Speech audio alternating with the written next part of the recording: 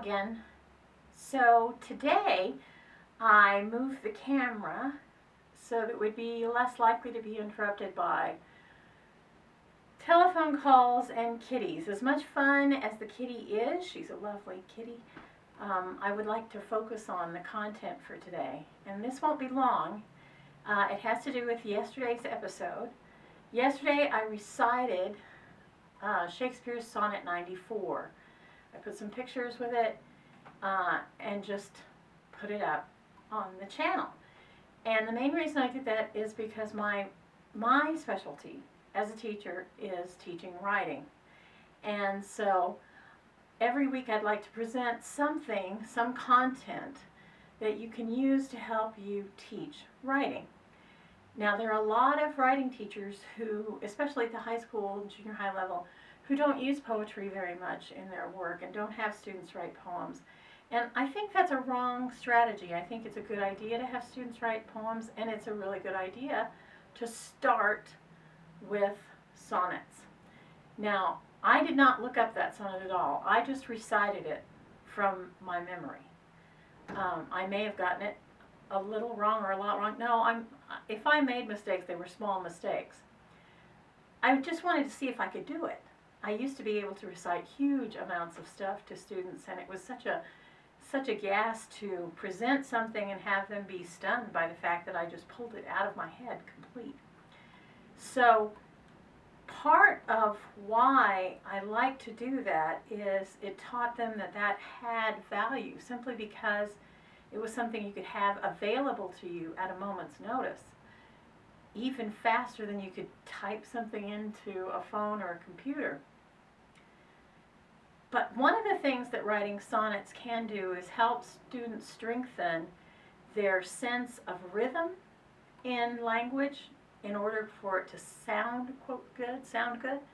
And the other thing is it teaches them that language can be used as a tool. It can be manipulated, and they can learn to control their language in really specific and exciting ways. So, just in case you don't know the pattern, I'm just going to do a rough outline of how Shakespeare's sonnets work. Shakespeare did not invent the sonnet. The sonnet was invented by an Italian writer, poet. So the form that Shakespeare used was an English variation on that Italian version. And so his had 14 lines. Each line was 10 syllables long. Some people refer to this as iambic pentameter, and there's some subtleties to that that I won't go into here. But they were 10 syllables long. And the rhyming pattern was the first and the third line in a set of 4 rhymed, and the second and the fourth line in that same set of 4 rhymed. And so you would describe that as A, B, A, B. Now, a sonnet does that 3 times, the first and third, second and fourth rhyming. That's 12 lines. And then the last 2 lines rhyme as a pair, called a couplet. So, if you just follow that outline, 10 syllables per line, and that rhyming pattern, you would write a Shakespearean sonnet, or in the fashion of Shakespeare. It might be terrible. Chances are your first few attempts are going to be horrid.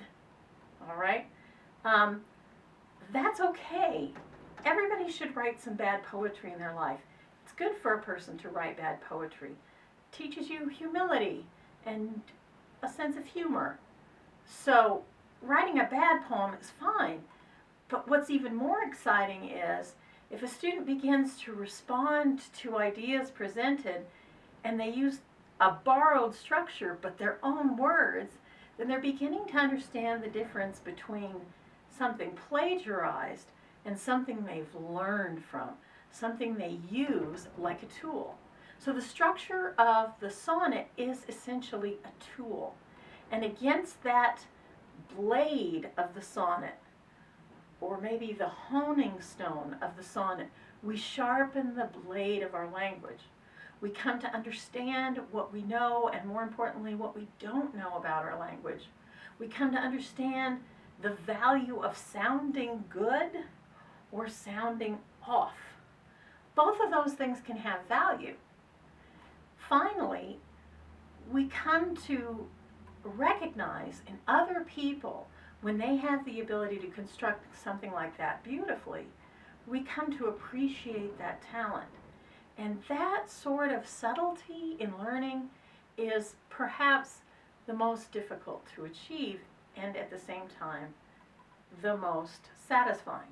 To be aware of subtlety and to see how a master performs as opposed to an amateur is pretty wonderful, because if you can recognize greatness in someone else, perhaps you can pull the greatness out of yourself. So, if you assign this, if you say to students, look, I want you to follow this form, it can be about any subject, you'll get amazing things. And one of the things that I strongly suggest is, if you have a student in the class that wants to be perverse or violent in a poem, okay, be prepared, and be prepared to respond to it in a way that is productive. And I'll remind you of the things that are productive and useful in a later video, probably a couple episodes from now, to talk about writing. So there it is. Try to write a sonnet of your own in the fashion of William Shakespeare's Sonnet 94. And with that, I'll say, I hope you have a glorious day, you gorgeous people.